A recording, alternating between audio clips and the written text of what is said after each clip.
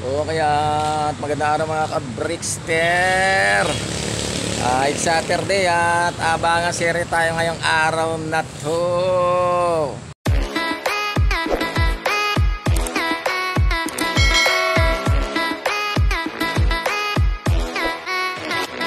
Pang 13th trending na ng ating mga Warriors sa release point ay Gumapka, Quezon. At malayo-layo na po ang liliparin ng ating mga Warriors pabalik dito sa loop natin, guys. At loop distance from Gumapka dito sa loop ko ay 151.64 kilometers. Okay, time check. 8:35 na pala at di pa tayo naglilinis ng ating loop. Papakain muna tayo, guys. At medyo tanghali na, yung mga young birds natin ay magugutom. Kailangan na silang subuan ng kanilang mga parents. Ayan na, unang ano na tayo ng patuka. Okay, hanggang 3 salang yan, guys. At lagyan natin yung mga may itlog at saka inakay dito sa taas. Dahil dyan nila gustong kumain. Ang tatamad.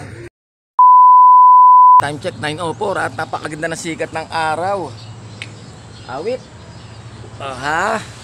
Ayan ang ating mga kalapati. 2 salang lang ang ating binigay sa kanila pera doon sa mga extra mga breeder natin. At kagabi nga pala ay 6 ang niload natin. Yung natitirang 6 pa rin ang niload natin. 4 na YB at saka 2 old bird. Pares natin sinali sa sa pan race yung 4. Dahil may mga bira naman yung mga loko.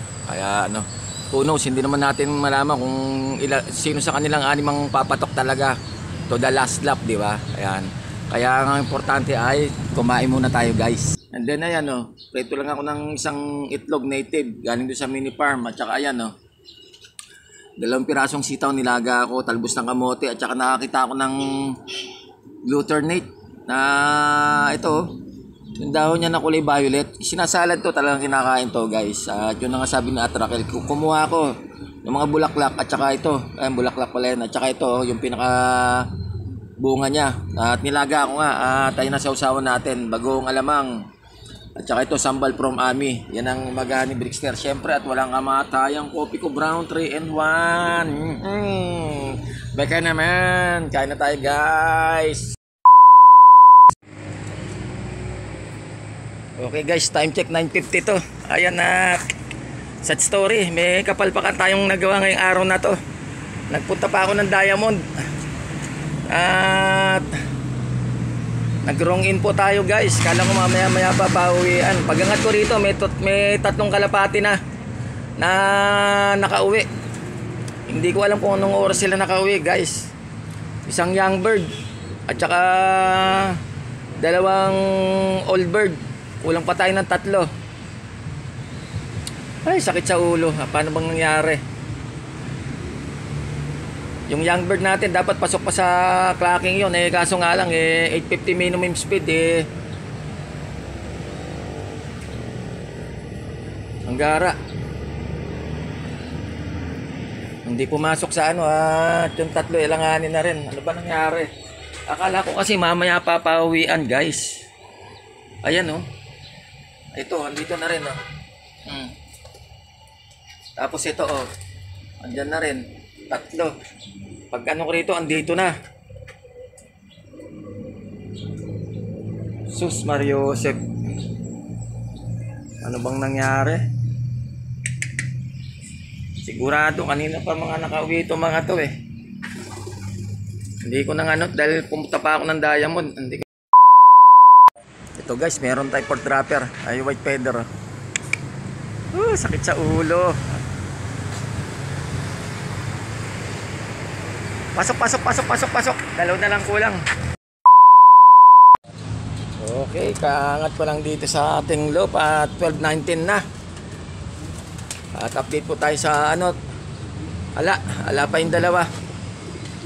Kulang tayo ng 2, guys. At inabot tayo ng induto ngayong araw na to. Yung sa 4 young birds natin ay po, lahat po sila ay cut off. Dapat isa pasok. Ang problema ay umangat ako rito sa loob ko ng alanganing oras at nakauwi na pala. Ito pala ay andito na pa rin pala sa loob. Ang una kong kinlock ay yung dalawang old bird natin.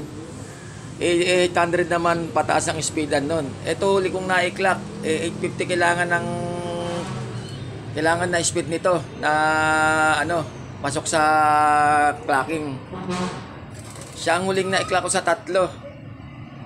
Ang speed niya ay 839. Ang speed ng dalawa ay 854 at saka 842 yata. Kung ito una kong na-clock, pasok to. At sana ay live pa. At saka yung dalawa ay live pa rin naman talaga dahil 800 ang speedan. Pataas ng dalawa. Ayun. At yung isa nga, andito na rin yung white feather natin na ayan, nakawin na rin. Pangapat. At yung anak ni Kalawit Scan saang wala. At saka yung kapatid ni Kalbayog. Ewan ko nangyari doon. Bakit hindi nakawin dalawa? Sana naman hindi na disgrasya. Para kahit paano baka nalito lang. Dahil biglang 113 tapos 151 kilometers yung distansya na medyo lumayo ng konti guys. Baka nabigla na yung dalawa. Okay, sige po. At talagang ganon. Pag nagkakarera ka, dapat nakapokus ka, lalo na sa oras. O araw ng yan na araw o oras ng pauwian, guys. Nagbase kasi ko sa forecast ko. Mali ako ng iba yung pumasok na forecast na na wrong info ko. Pero doon sa forecast nung sa post nung SJ na sa GC namin ay sakto naman, okay naman. At kamali lang siguro ako ng pindot. Kaya ayun. Kaya kumpiyansa ako na sa uwi ng kalapati ko naisip ko siguro nung mga nakaraan. Dahil alas 9 na pala nirelease yung kalapati. Kaya dating medyo tanghali na. Kaya yun pa rin ang isip ko ni Brickster. Kaya hindi pala. Stock up talaga si Brickster. Talagang ganon.